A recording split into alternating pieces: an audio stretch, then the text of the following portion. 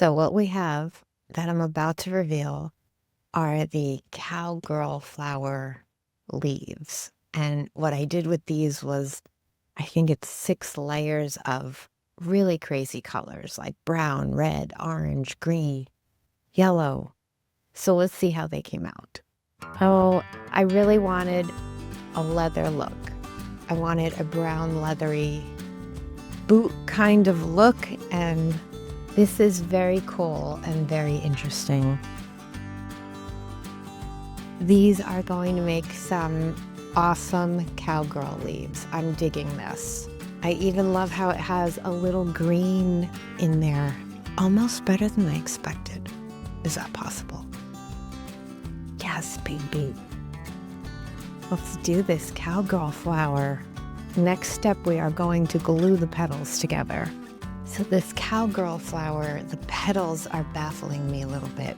I had bought this denim print looking tissue paper and it won't do anything. It won't bleach, it won't dye. What I did was dye white tissue paper, various shades of like a denim blue, and I'm putting the printed tissue between it, hoping that the top layer won't just go transparent and that it kind of gives it a little bit of gradient.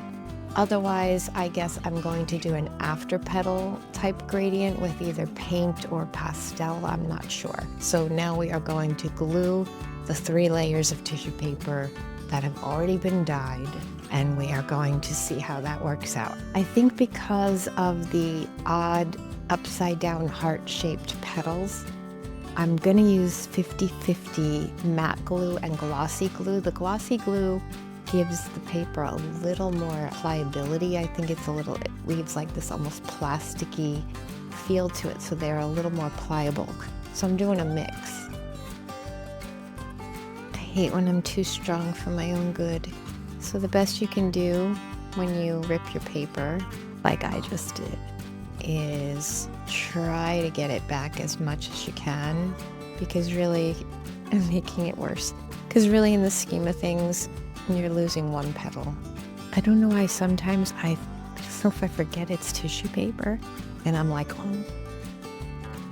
So I love to hear if anyone out there besides me is making their own paper for their paper flowers, because I feel like I'm a lone soul out here.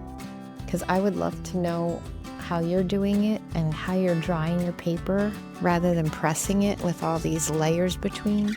So if someone has a better way of making their paper for their paper flowers, I'd love to connect with you. Okay, so far this looks like they're different, and that makes me happy because then the petals will be slightly different. Otherwise, you have a petal that looks like flat, you can't tell where the petals are. So this is working so far, guys. So I'm really happy with how the paper came out, and I can't wait to cut the petals. And I'm gonna have a hard time deciding a couple of things. Which side? I think I'm gonna use both sides and kind of mix it up, because I think both sides look interesting. Petals that the AI told me to do are going this way along a center, not this way, and that just seems very odd to me. So I'm not sure if I'm going to do that. And I'm gonna have to decide soon so that I know which way to make the gradient go. So in the meantime, I did start my center.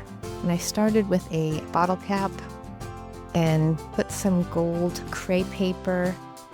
I had crepe paper as well as gold tissue paper. And I did a mix of both of those into a fringe.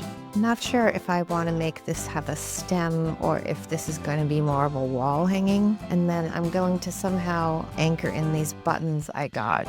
They were on Amazon, and I just thought they looked kind of cowgirlish. So I think I want it to sit up a little, kind of like that. So I started to add the roping along the edge here, and I found out it's kind of fun. I've been grouping them, and then with this tool just kind of combing out the end, and it starts to fray. I like how this is looking added to the outside of the fringe here. I'm following the AI suggestion, the AI concept as much as I can, but some of it I'm not sure about. But I think as a wall hanging, it's going to come together. So let's see what happens. So I wanted to try to paint the background of this. It's an old frame I had. It's actually an old picture I had. I covered it in felt, and I want to try to replicate this look of rawhide because I thought that might be a nice background, but it would actually be more like this way. I also wanted to paint this frame. I love the texture, and I think it really lends itself to the cowgirl theme. But I'm thinking of like a black or very, very, very dark brown with maybe a little gold metallic to pick up the texture in the frame. I think the first inside petals, I'll hot glue a little bit more on the side to hide the roping, but then I'll be gluing them on the bottom.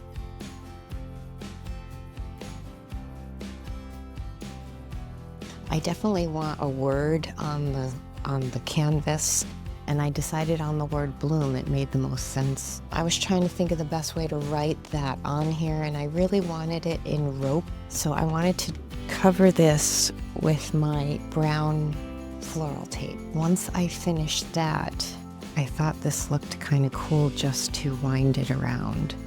So I think I'm gonna spell the word out with something like this kind of wording on it. I was able to shape it into the word that I want. I decided to go with a gold metallic paint, and I'm just kind of going over it with a brush. I really want it to have as much of a gold metallic-y look as I can get. I also saved one piece of this brown paper that I made the leaves out of without wires, so that I can put that around the base. I bought this leather stripping, and I want to just wind it around. So first I'm going to just add some hot glue just to make sure. So I'm starting to make branches, and I think I'm going to just keep making pieces of branches like this and then attach them to the stem. The clip is the lifesaver. So I've been trying to work as much to see how I want to lay it out on the canvas before I start really permanently attaching anything. And I also made these gold stalks. I didn't know if I could fit them in somewhere. So I pretty much placed everything where I want it. And I also took lots of overhead pictures on my floor, just because when you look at it this way, you see it differently. So like I was able to go back and try to fix my M a little bit. And then I put it in an app just to see how it would look hanging on a wall. So I think I'm ready to glue.